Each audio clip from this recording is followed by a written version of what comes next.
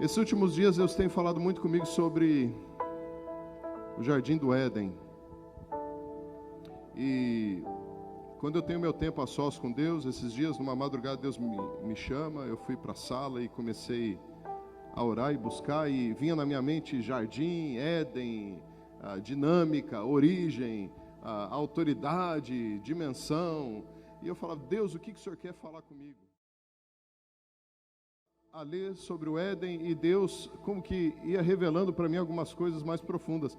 Eu não sou um scholar, né? Eu não sou doutor em teologia, estudei, passei 8 anos estudando, mas eu não sou especialista em hebraico, em grego, mas eu sou um fuçado. Se você puder abrir a tua Bíblia em Gênesis, capítulo 2, eu quero estar lendo uma passagem e mostrar para vocês um segredo que pode transformar nossas vidas se você entender a mensagem dessa noite. Gênesis capítulo 2, versículo 4, diz aqui, Gênesis 2, 4, esta é a gênese dos céus e da terra, quando foram criados, quando o Senhor Deus os criou. Não havia ainda nenhuma planta do campo na terra, pois ainda nenhuma erva do campo havia brotado, porque o Senhor Deus não fizera chover sobre a terra. E também não havia homem para lavrar o solo. Mas uma neblina subia da terra e regava toda a superfície do solo. Então, preste atenção, capítulo 2. Então formou o Senhor Deus o homem do pó da terra, e lhe soprou nas narinas o fôlego de vida, e o homem passou a ser alma vivente. E plantou, olha só, aqui está uma das chaves. E o Senhor Deus plantou um jardim no Éden, na direção do Oriente, e pôs nele o homem que havia formado. A gente fala muito sobre o Jardim do Éden, fala o Jardim do Éden, achando que o nome do jardim era Éden, quando na verdade o nome do lugar era Terra. E a terra se chamava Éden. O que aconteceu diferente é que a terra ainda não tinha nada verde, ela não estava produzindo. Deus não havia dado para a terra a autoridade de fazer que alguma coisa nascesse, que fosse verde e produzisse fruto, até que ele colocasse na terra a representação dele próprio, para poder lavrar, cuidar, e então o fruto pudesse ser dado da terra. Deus não faz nada que tenha um propósito, que gere um fruto para o sustento, preste atenção, e para o romper dos seus filhos, enquanto os filhos não se posicionarem para cuidar daquilo que Deus tem para que eles façam. Deus não iria simplesmente colocar na terra e deixar a terra cheia de legumes, verduras, frutas e árvores, se antes não houvesse um propósito para aquilo. Não era só para comida, era para mostrar que ele havia colocado ali um ser inteligente, a imagem e semelhança dele, que ia cuidar daquilo que ele criasse. Então, quando a gente olha todo o processo da criação, a gente vai ver que tudo que Deus fez, ele falava, e Deus viu que tudo que ele havia feito era bom. E aquilo agradava o coração de Deus. De repente Deus vai e pega tudo aquilo que ele fez e coloca na mão. Cara, isso é poderoso. Porque tudo que Deus faz que agrada o coração dele, ele é tão amoroso que ele devolve para nós. E todo o princípio que a gente vai ver do relacionamento de Deus com o homem, é Deus pegando tudo aquilo que era dele e entregando para os filhos. Tanto é que Gálatas no capítulo 3, Gálatas capítulo 5, a gente vai ver que o apóstolo Paulo está falando de herança.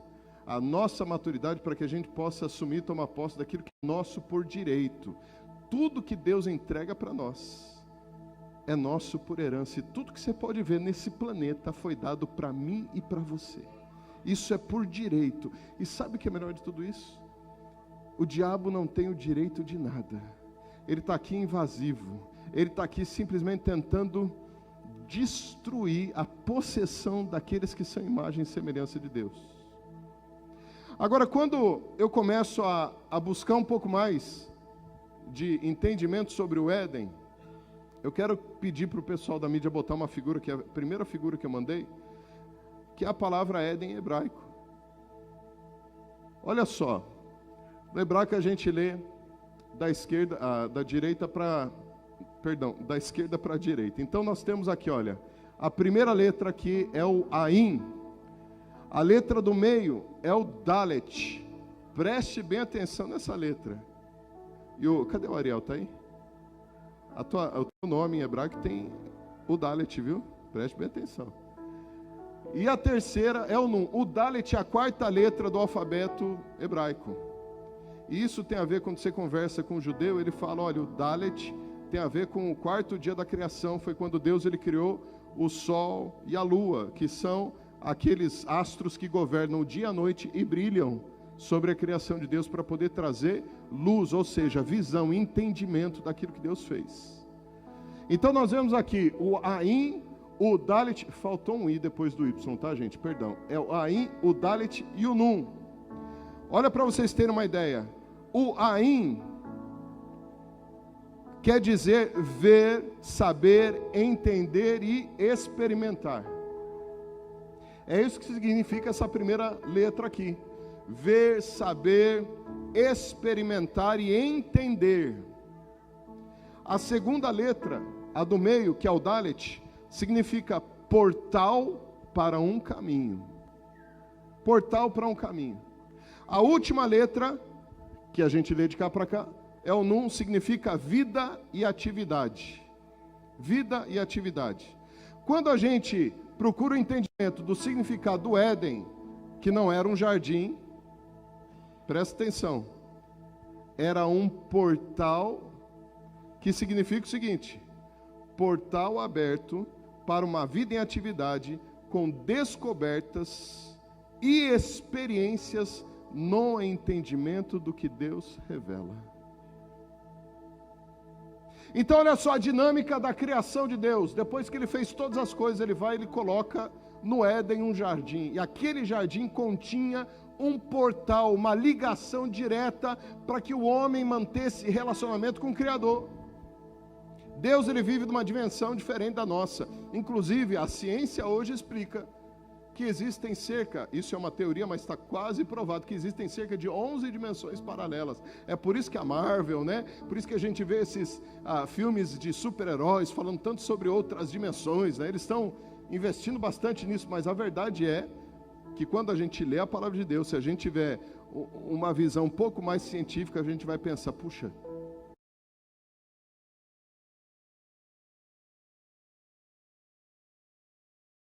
terceiro, e aí vai.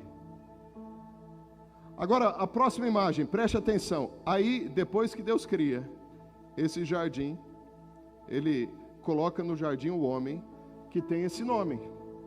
A primeira letra é o Aleph, a segunda é o, e a terceira é o Mem. Olha o que significa. A primeira, que é o Aleph, significa líder. Líder. A segunda é o quê? Eu já falei. Portal. E a terceira, águas. Isso tem a ver com a igreja de vocês. Porque quando a gente vai no profundo hebraico, nessa letra, está falando de água e está falando de sangue. E quando a gente entende a água, a gente vai para o fluir daquela palavra de Jesus com a samaritana.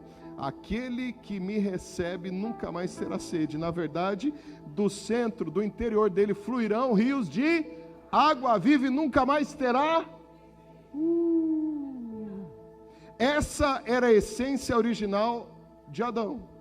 Adão significa líder, que é portal do fluir das águas. Esse é o significado do hebraico quando a gente traduz no literal.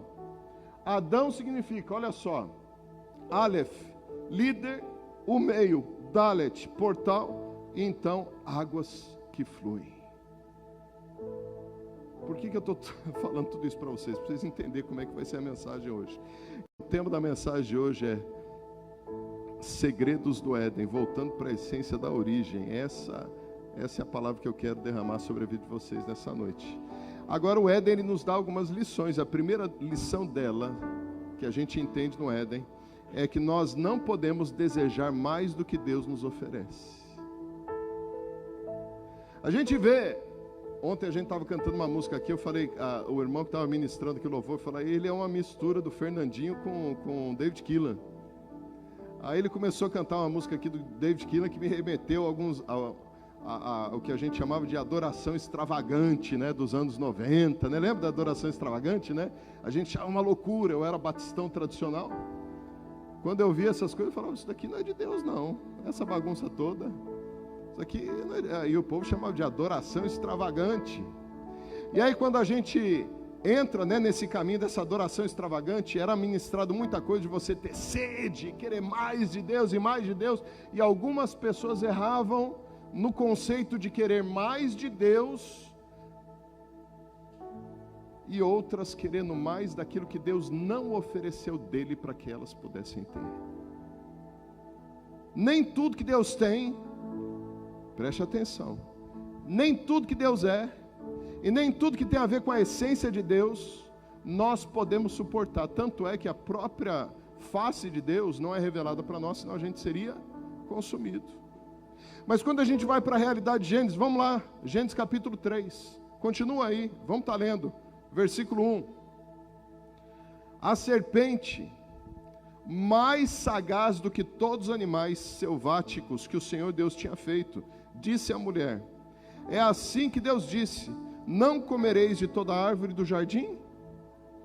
Respondeu-lhe a mulher, do fruto das árvores do jardim podemos comer, mas do fruto da árvore que está no meio do jardim, disse Deus, dele não comereis, nem tocareis nele, para que não morra. Então a serpente disse à mulher, é certo que não morrereis, porque Deus sabe que no dia que dele comerdes, se vos abrirão os olhos, e como Deus sereis conhecedores do bem e do mal. Vendo a mulher, versículo 6, que a árvore era boa de se comer, agradável aos olhos, desejável para dar entendimento, tomou-lhe o fruto, comeu e deu também ao marido, e ele comeu. Abriram-se então os olhos de ambos, e percebendo que estavam nus, coseram folhas de figueira e fizeram cintas para si. Queridos, aqui começa uma outra revelação, porque até então Adão e Eva recebiam uma revelação direta do trono de Deus. O Éden tinha um jardim que tinha um portal pelo qual os homens eram a chave da autoridade do acesso para Deus. Tanto é que diz a palavra que na viração do dia, Deus ele tinha um encontro marcado com quem? Com o homem. Só acessa esse Deus quem tem e quem é a chave desse portal direto com esse Deus Criador. Tinha ali uma serpente. E tinha uma árvore que era proibida por Deus. Deus não plantou ali para poder criar crise no homem. E Deus não botou ali para poder testar a fidelidade do homem.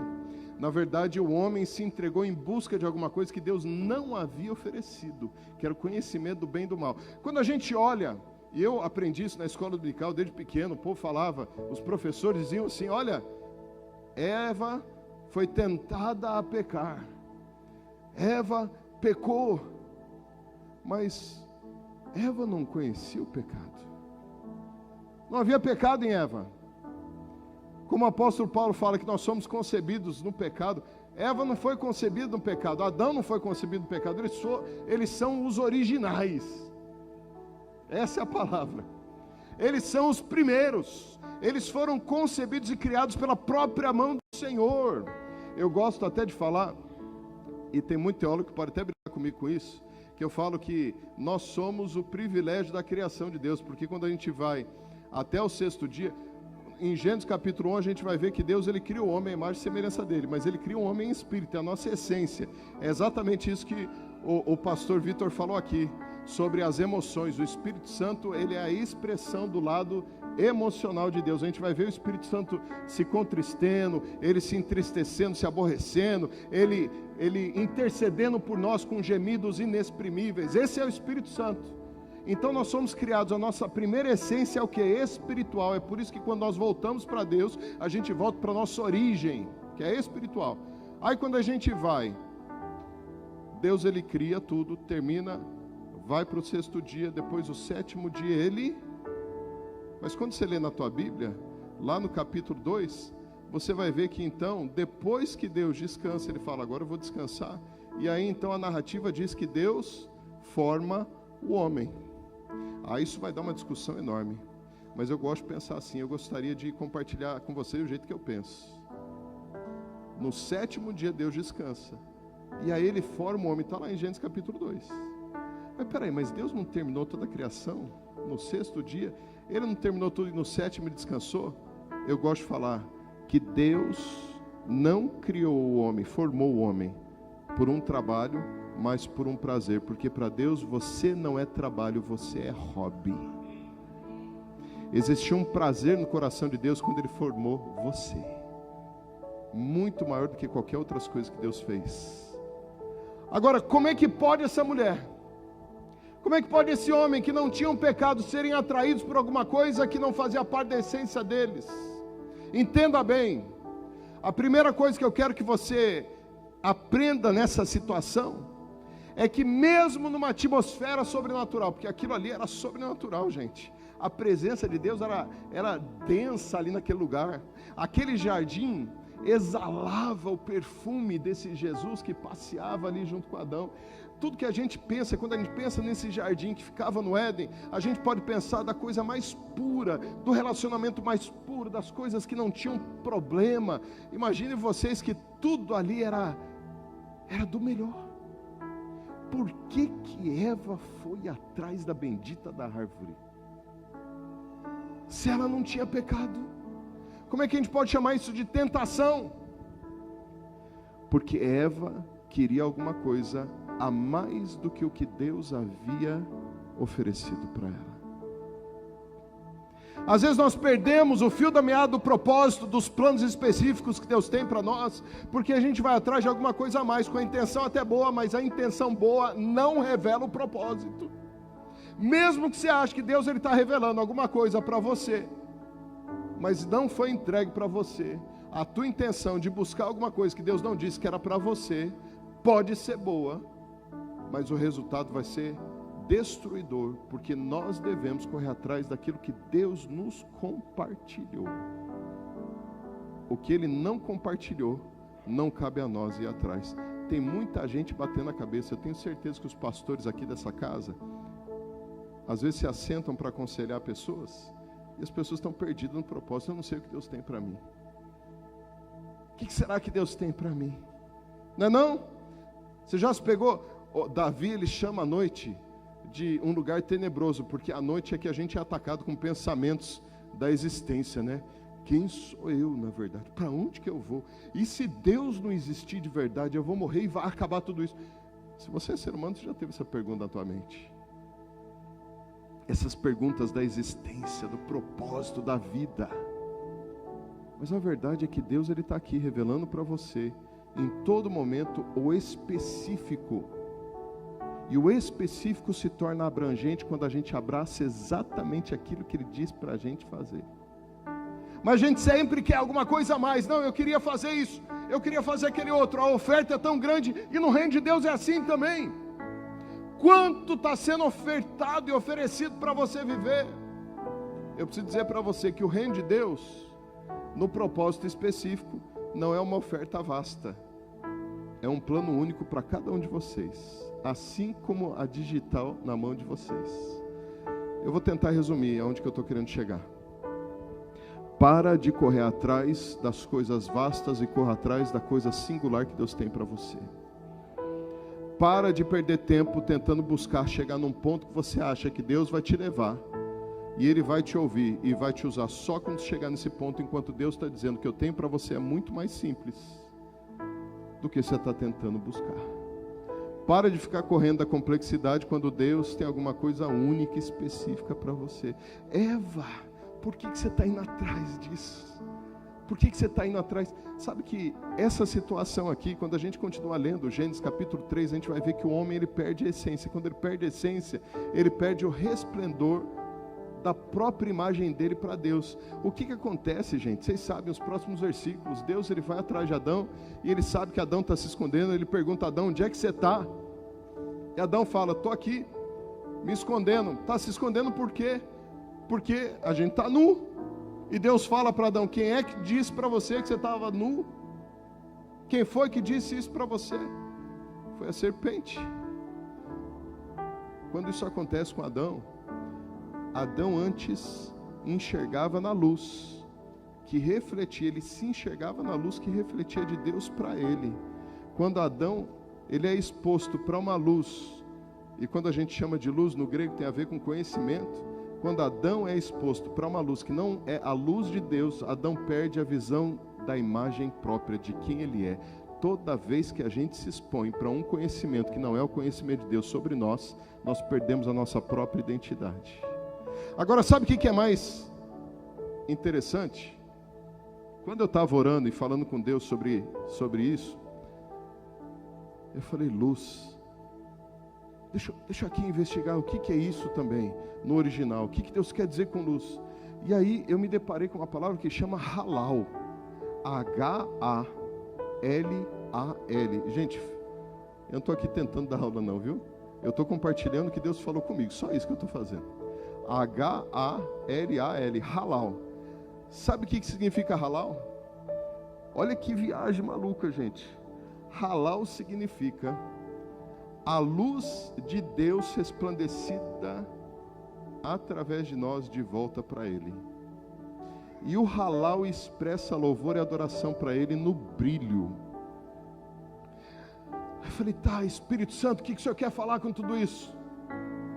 E aí Deus me leva de novo para Gênesis. E vai lá em Gênesis capítulo 1, lá no início que ele fala: haja.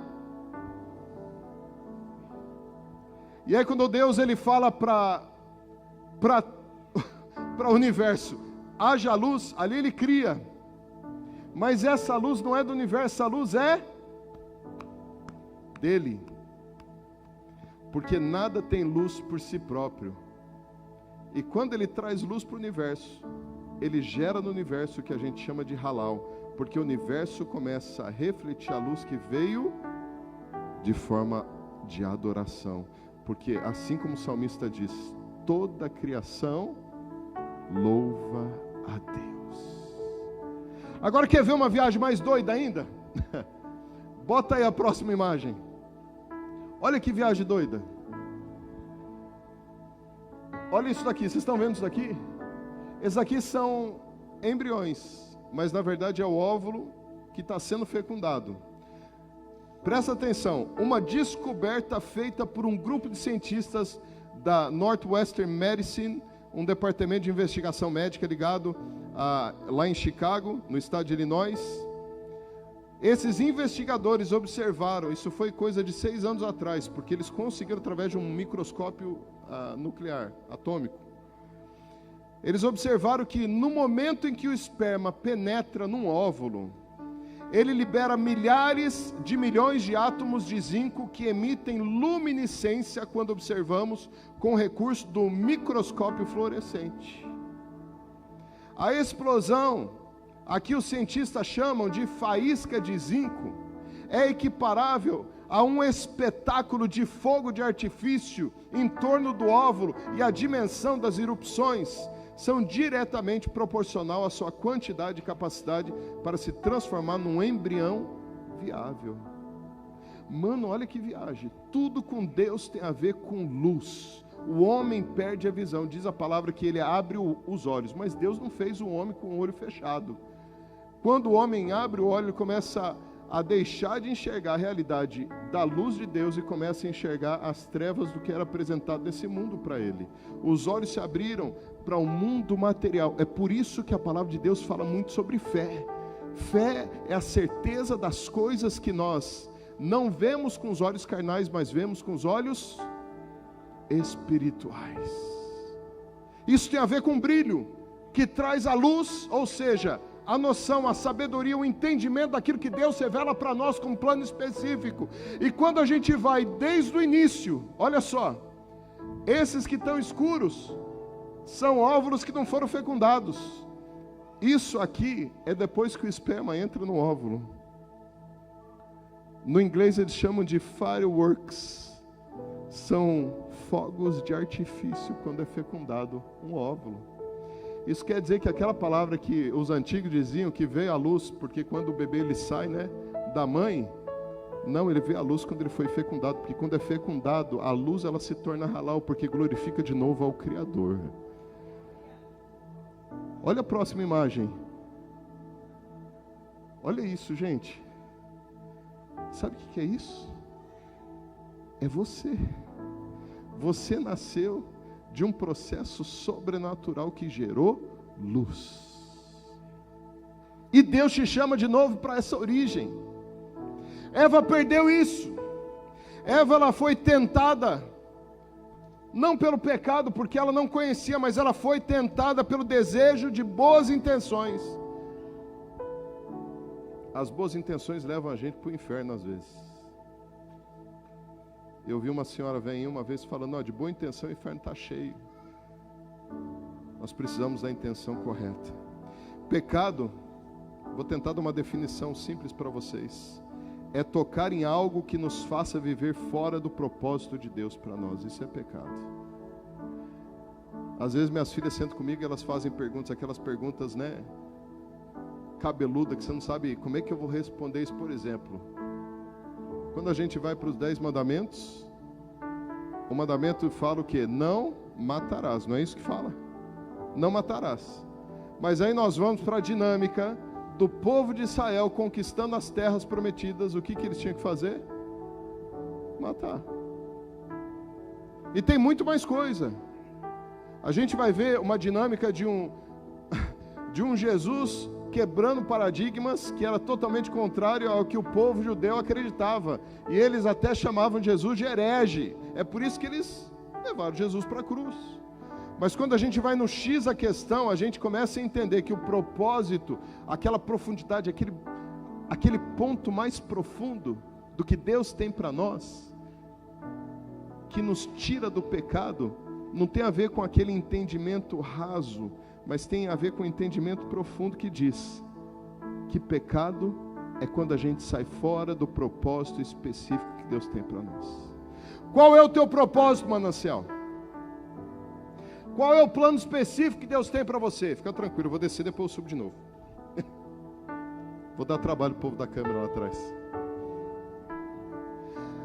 O que Deus tem chamado para que você faça especificamente? O que o Espírito Santo tem usado, talvez profetas, o pastor de vocês. Deus tem usado pessoas para dizer, é isso que eu tenho para você, e você está lá relutando, Deus, eu preciso de mais informação, Deus, eu quero que o Senhor abra mais as portas, Deus, me mostra mais, não, mas tem isso aqui, eu vou correr, eu vou fazer isso primeiro, eu vou fazer aquele outro. Tem gente que me chama de louco. Quando eu fiquei 10 anos morando na América, eu fui para lá como missionário. Os planos que eu tinha feito para poder desenvolver nos Estados Unidos, foram todos por água abaixo. Eu era um missionário de Jocum. Eu fui para Jocum em 98, trabalhei no Rio de Janeiro, estava falando com o irmãozinho aqui do teclado, eu conheço boa parte do Rio de Janeiro pelas favelas. Morei no Morro do Borel, no Morro do Tuiuti, morei no Vigário, Complexo Alemão, todos esses morros que vocês vêem na televisão, que dá tiroteio, dá tudo. Eu fiquei um tempo lá trabalhando em que a gente chama de missões urbanas. E eu me tornei um apaixonado pela África. Eu era profissional de rádio, trabalhei 6 anos em rádio profissional, sou formado em radialismo. Eu falei, eu quero levar 2 emissoras de rádio para 2 ilhas da costa africana, chamadas São Tomé e Príncipe. Ali a gente conseguiria evangelizar os muçulmanos da costa do continente africano sem a gente pisar lá. Então eu fui enviado para os Estados Unidos para poder fazer inglês na base da Jocum e depois viajar aos Estados Unidos durante o meu tempo de visto para poder levantar recursos para montar essas rádios na África. Gente, eu cheguei nos Estados Unidos, entenda uma coisa, o plano específico de Deus vai contra, às vezes, o que a gente planeja. Eu levantei recurso, fiz jantar missionário. A Priscila não era nem minha namorada na época, eu nem olhava para ela, foi no jantar missionário para levantar recurso para me enviar para os Estados Unidos. Estava ela lá com as amigas, eu nem olhava para ela direito. Cheguei nos Estados Unidos, um mês antes de começar o curso. Me colocaram numa casa, numa base afastada que tinha da cidade. Eu não falava inglês, não tinha nada acontecendo na base, eu fiquei sozinho, me botaram dentro dessa casa. Todo mundo tem aquele sonho, ir para os Estados Unidos. Eu vou te contar como é que foi a minha experiência. Me botaram dentro de uma casa, essas casas antigas americanas. Aí, quem me buscou foi um motorista que falava português. Ele disse, olha, fica aí na casa, na geladeira, no congelador tem comida, tem cobertor no armário, depois a gente volta. Foi quase um mês, esse fica aí e se vira. Eu não sabia ler que comida que era que estava no congelador, porque estava tudo em inglês, eu não sabia o que tinha. Gente, foi o tempo que eu mais comi bolacha cracker com pasta de amendoim. Porque eu não sabia o que eu ia comer. Aquilo foi me dando desespero. O líder da base não sentava comigo para me poder apresentar o projeto pelo qual eu fui lá representar, que era o projeto de implantar rádio na África. Ele não sentava, parecia que tudo ia por água abaixo. Aí um dia eu orando, tendo meu tempo com Deus, abri a Bíblia, caiu naquela conversa, aquele bate-papo de Jesus com Nicodemos. E Jesus dizendo assim para Nicodemos: Nicodemos, aquele que é nascido da água e do Espírito, aquele que é nascido é como se fosse o vento, não sabe de onde vem e nem para onde vai. Eu falei, Deus, o que o Senhor está falando comigo? Eu vim aqui, eu planejei. Eu sou aquele cara assim, que eu gosto de planejar. Eu falei, eu planejei, como assim? Mudou o plano, o que acontece? E aí Deus falando para mim, é para você sair daqui. Deus, o Senhor está doido. Como é que eu vou sair daqui? Eu era ligado à Jocum. A Jocum é uma organização internacional, está em 215 países, eu não sei hoje. Mas quando você sai da Jocum do jeito que eu queria sair, que era simplesmente pedir a liberação e experimentar o que Deus tinha para mim nos últimos meses de visto, eu ia sair queimado. E eu ia ser queimado em todas as bases de Jocum. Eu falei, Deus, então tá bom. Então o Senhor quer que eu saia da base. Eu tenho ainda mais 2 meses para poder ver o que o Senhor tem para mim aqui na América. Então eu quero que o Senhor fale da boca do líder que não é para mim ficar aqui. Faltava uma semana para começar a escola de inglês. O líder chamou os obreiros para poder jantar. E como eu estava lá sobrando na casa, me chamou também para jantar. Na mesa, o líder conversando com um com o outro. Ele chega e fala uma palavra em inglês comigo. Eu entendi. E respondi ele em inglês. Aí ele disse assim, Eduardo, por que você veio para cá, para Jocum? Eu falei, para aprender inglês. Ele falou, com o inglês que você tem, era muito mais fácil você ir morar na casa de uma família americana. Você ia pegar muito mais rápido do que você ficar aqui na base. Eu acho que você não devia nem ter vindo para cá. Aí, tchum! Deus falando, tá vendo? Era isso que você pediu? Você veio aqui, foi só uma isca. Agora você vai atrás do teu propósito. No dia seguinte eu chamei o líder da base para conversar. Quando eu contei para ele que eu não ia ficar, amados, ele chamou a liderança da base, que era só americano. E eu fui humilhado naquele dia. Ele disse, eu vou chamar a imigração para você. Você é igual esses filhinhos de papai que são enviados para cá para estudar e somem pela América. Eu falei, opa, cuidado aí. Ele era pastor. Eu falei, pastor, desculpa. Primeiro que eu não sou filhinho de papai.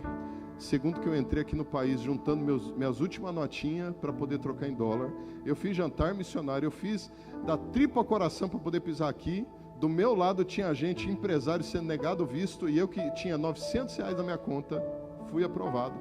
Eu não sou igual a esse, eu estou atrás do propósito que Deus me trouxe aqui. Deus falou que não é para me ficar aqui.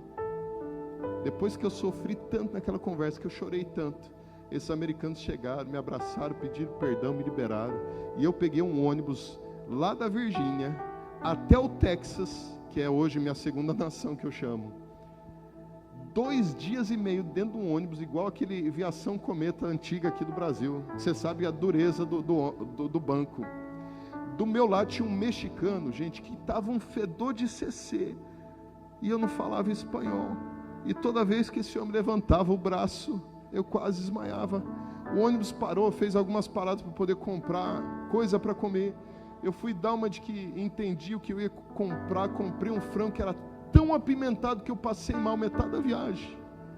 Olha que sofrência. Cheguei em Dallas, que é onde a Joy nasceu. Fui morar com uma senhorinha brasileira, porque a filha dela era amiga minha aqui do Brasil. Essa senhorinha me acolheu um dia. Depois de tanta luta, eu em busca desse propósito, eu cozinhando um bife, deixei o bife no fogão. Fui ligar para minha mãe, falou: mãe, eu não aguento mais esse país. Estou indo embora, não aguento. Não, filho, você só sai daí quando você encontrar o teu propósito. O que Deus tem para você? Mãe, mas não aguento mais. Esqueci o bife no fogão, sabe o que aconteceu? Explodiu o bife. Eu não cozinhava. Eu não sabia que podia explodir. Explodiu o bife, explodiu e pegou fogo. Gente, eu taquei fogo no apartamento da senhorinha que me acolheu. Sabe o que aconteceu? Fui botado para a rua. Vocês não fazem ideia do que eu passei naquele país. Um pastor me acolheu, me colocou como líder de jovens, me apoiou, me colocou no seminário, e ali Deus começou a revelar. Entenda uma coisa: nós perdemos o específico do propósito quando a gente para de perguntar para Deus: Deus, qual é o próximo passo? Nós perdemos o específico do que Deus tem para fazer na nossa vida quando a gente para e a gente começa a dar tiro para tudo quanto é lado. Isso era exatamente o que eu nunca quis fazer na minha vida, porque eu sei que a vida passa rápido. E quem aqui tem mais de 40 anos, 50, 60, sabe que a vida é assim, ó. Mas a vida de propósito com Deus, ou você dá passo certeiro, ou a volta que você dá leva anos e perdas. Era isso que eu não queria na minha vida. Gente, imagina o tamanho da volta que Eva e Adão tiveram que dar. Agora, sabe o que é mais interessante? Que quando a gente lê essa palavra, a gente vai ver lá no capítulo 3, que Deus ele vai amaldiçoar o quê? A terra. Deus não amaldiçoou o homem, até chegar no capítulo 4, porque até então, Deus havia liberado a bênção sobre a humanidade, porque tudo aquilo que é gerado em morte, amaldiçoa aquilo que é chamado de semente. Se Deus amaldiçoasse Adão e Eva, eles não poderiam colher da terra o propósito que Deus havia colocado eles para viver na terra. O que aconteceu com Caim? A gente vai ver que Deus amaldiçoa Caim. Foi a primeira vez que você vai ver Deus amaldiçoando um ser humano. Foi porque Caim havia plantado morte. Sabe o que isso remete a nós? Que quando nós estamos fora do propósito, nós matamos a semente.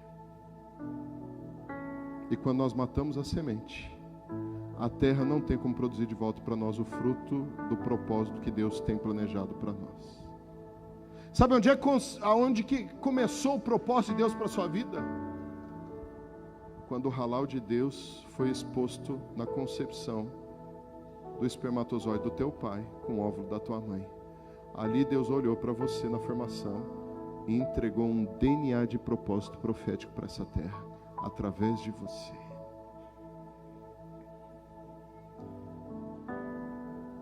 A gente vai ver que muitas ofertas elas são destrutivas e elas acontecem dentro de uma atmosfera sobrenatural. A gente vai ver que no meio de uma atmosfera sobrenatural também tem demônios. Lembra daquela situação de Jesus saindo do mar da Galileia, chegando em Guedaré, e de repente vem um endemoniado guedareno. Jesus estava ali, mas o demônio também estava. O ponto não é quantos demônios que estão ali para fazer oferta para você, o ponto é o quanto de Deus você está caminhando e recebendo, para ter o discernimento que qualquer tipo de oferta que não venha de Deus vai estragar o propósito dele para a sua vida. Vamos lá, eu só tenho 2 pontos dessa pregação. Eu não vou te segurar a noite inteira. Eu não sei o que Deus vai fazer aqui depois. Mas a segunda coisa é que nós somos um portal do céu na terra. Nós somos aqueles que estabelecem os portais da dimensão celeste na terra. Lá em Gênesis capítulo 3, versículo 14, diz que a terra ela foi amaldiçoada. O homem não foi amaldiçoado, foi a terra, porque ele era o portal. Lá em Gênesis capítulo 4, como eu disse, expressa Caim.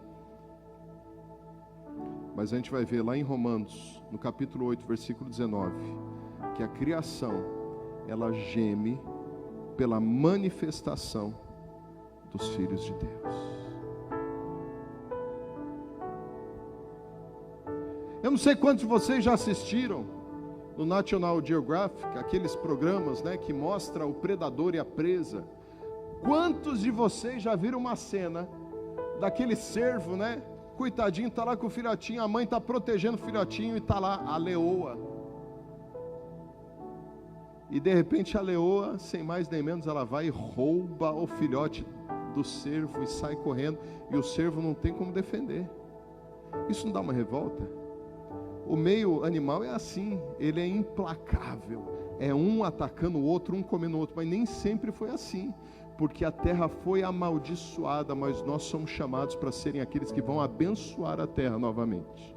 Nós somos chamados para serem aqueles que vão restabelecer o princípio do céu na terra. Qual foi a oração de Jesus lá em Mateus, no capítulo 14? Está dizendo isso daí. Jesus ensina os discípulos a orarem. Quando vocês orarem ao Pai, diga assim: Pai nosso que está... O céu é só simbologia, é outra dimensão, é onde Deus vive. Seja feita a tua, assim na terra como é. Não era vontade de Deus transformar a terra como o céu, gente. O céu tem uma realidade diferente da terra, mas é a vontade de Deus estabelecer o princípio do céu na terra que Ele criou. Quando Deus ele chega para o homem e fala: eu estou dando para ti autoridade, eu estou dando para você autoridade para poder dar nome a toda a criação. Vai dando nome aí para os animais, vai dando nome aí para as plantas. Sobre tudo você reina. Você tem autoridade sobre todo ser vivo. Crescei-vos e multiplicai-vos. Sabe o que Deus está falando aí? É muito maior do que a humanidade crescer. Sabe o que é?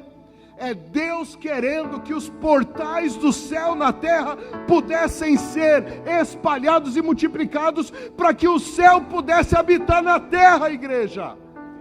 Quando nós entramos no propósito de Deus, quando nós entramos nesse chamado que Deus tem para nós, nós nos tornamos por direito o portal que é o Dalet.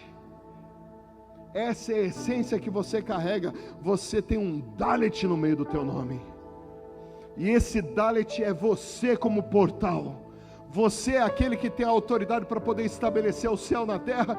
Quando você entrega o teu coração para Jesus, quando você aceita a realidade do DNA, do propósito de Deus para você, você se torna um Dalet. Porque até então, os portais foram fechados. O homem passa a ser morto-vivo. Ele é vivo em carne, mas com espírito morto. O portal está travado. Quando Jesus entra, Ele restabelece o portal na vida do ser humano. E aí, é por isso que a gente fala, andar em autoridade. Grandes homens de Deus, grandes generais de avivamento falam sobre isso. Que quando eles pisavam no lugar, parece que a atmosfera do lugar mudava. Mudava o coração das pessoas. Mudava a situação financeira, os doentes eram curados. Foi isso que Jesus falou lá em Mateus, do capítulo 8, versículo 10, quando Ele envia os discípulos, Ele fala: vão nas aldeias, de 2 em 2, prega o evangelho das boas novas, cure os enfermos, liberte os endemoniados, ressuscite os mortos. O que Jesus está falando para os discípulos é: agora vocês foram cheios do propósito. Vocês foram liberados como portais para poder estabelecer a realidade do céu aonde quer que vocês estejam. Por que Satanás tem usado tanto nesses últimos dias a depressão para poder acabar com o crente? Minha esposa trabalha com aconselhamento, tanto eu quanto ela. A gente nunca viu um tempo onde tantos pastores têm andado deprimidos, com depressão. Porque quando a depressão consegue receber a liberação da psique, da alma, das emoções, de alguém que é para ser portal, ela consegue ter o poder de travar as emoções, que é o fluir do Espírito Santo, para que ele deixe de ser portal do céu na terra. Mas o que Deus está te chamando para viver é o propósito. E o propósito tem a ver com o portal. E o portal tem a ver com estabelecimento. Queridos, Mateus capítulo 6, Jesus ele fala mais ainda sobre essa oração. A autoridade e a unção, elas são automáticas, são acessos e ativações. E quando a gente fala sobre acesso e ativação, a gente está falando sobre exercer a nossa essência. Eu estava lá na África, dezembro do ano passado. Estava ministrando na igreja do pastor Iona Sumari, que se tornou um amigo, um senhor que eu falo para minha esposa, amor, eu vi nele um coração de Jesus. Aquele homem parece Jesus. Ele sorri, ele é paciente, o tempo inteiro cuidando de pessoas, um homem simples. Que pastor é esse? Ele é Maasai, ele faz parte da tribo Maasai. Eu fiquei hospedado na casa dele lá na Tanzânia. Eu vi Jesus. De repente ele me leva para pregar na igreja dele no domingo. No meio da pregação, aliás, no meio do louvor, uma das líderes de louvor começa a profetizar no meio da igreja. Eu não sabia o que ela estava falando. Eles falam Swahili, e eu estava ali com o intérprete de Swahili para o inglês. Eu perguntei para o meu tradutor, eu falei, o que essa mulher está falando? É uma profeta muito respeitada aqui. Ela está dizendo que uma obra de vários feiticeiros foi feita para poder acabar com a vida dos pastores dessa igreja, e o povo está com temor. Na hora o Espírito Santo falou assim para mim, vai lá, pega o microfone e desfaz isso, porque isso não vem de mim. Eu falei, Deus do céu. Tá vendo, pastor? Os abacaxi que a gente pega. Aí nesse eu não deixei abacaxi, viu? Porque eu sei que tem gente que deixa abacaxi para dentro. Nesse eu descasquei. Eu falei, pastor Iona, será que eu posso dar uma palavra rapidinho antes de eu pregar? Pode, vá lá. Aquele jeitinho dele, todo simples. Peguei o microfone, falei, meus irmãos, é bom estar aqui, eu não vou pregar ainda, eu só preciso liberar uma palavra aqui, porque tem a ver com essa atmosfera que vocês estão vivendo. Virei para a irmã que já tinha descido, né, que era do louvor, uma mulher que era profeta respeitada. Ela sentou no banco, eu estava sentado, eu virei para ela, falei, minha irmã, você tem um coração muito lindo, eu preciso fazer uma coisa aqui, não tem nada a ver com o pessoal a você. Não tem a ver com o seu coração, tem a ver com alguma coisa que Deus mandou fazer aqui. Então não se sinta atacada. Eu já cortei já o que o diabo pudesse fazer na vida dessa mulher. A hora que eu peguei o microfone eu falei, quantos aqui entregaram verdadeiramente o coração para Jesus? 90% da igreja levanta a mão. Eu não fiz um apelo ali porque eu já ia fazer depois. Todos vocês que entregaram o coração para Jesus se tornaram a habitação desse Jesus, e Jesus é a maior autoridade do universo. Deixa eu dizer uma coisa para vocês. Eu quero agora, em nome de Jesus, quebrar essa profecia, porque o Espírito Santo disse para mim que isso não vem do trono, porque a igreja ela é triunfante, porque ela carrega o Espírito Santo. E aonde o Espírito Santo habita, ele estabelece o reino. E aonde existe o reino, não há lugar para demônios. Vocês estão liberados de agora para frente de qualquer tipo de ataque, de ofensiva, de ameaça, de qualquer feiticeiro dessa nação, qualquer outra nação, porque praga alguma vai chegar na tenda de vocês. Aquele povo começou a levantar e gritar, e as negonas começou, né, tudo tem os popom grande, né, já dançando. Falei, pronto. Agora eu vou sentar. Entreguei o microfone de novo para o pastor, sentei. Por que eu fiz isso? Eu faria isso aqui também. Porque nós estamos vivendo uma sociedade onde o povo está temeroso do que vai acontecer. O apóstolo disse aqui, ó, geração do Apocalipse. Eu nunca ouvi isso. É doido mesmo, geração. Eu ouço geração de Davi, geração, né? E aí vai. Agora, do Apocalipse, gente, vocês são a geração do Apocalipse, chegaram para arrebentar. Porque o Apocalipse, e entenda uma coisa, tem gente que lê o Apocalipse pensando que o livro do Apocalipse é um livro de destruições. O apóstolo João, quando ele teve a revelação do Apocalipse na ilha de Patmos, Deus não entregou para ele para poder causar um pânico no meio da igreja.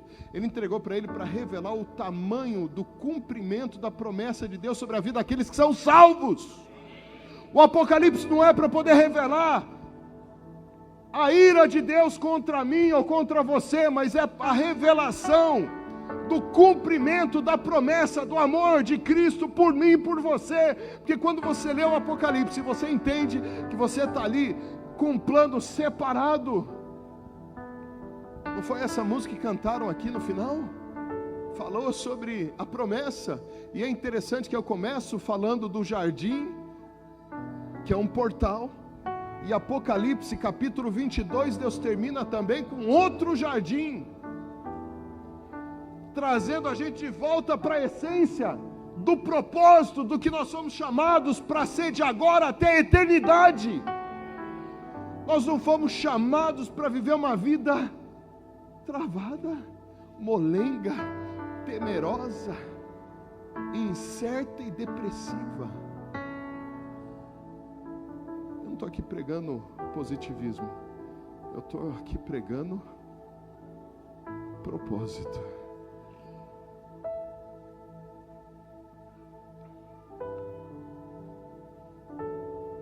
Sabe, igreja Manancial, vocês estão numa região onde a bruxaria come solta.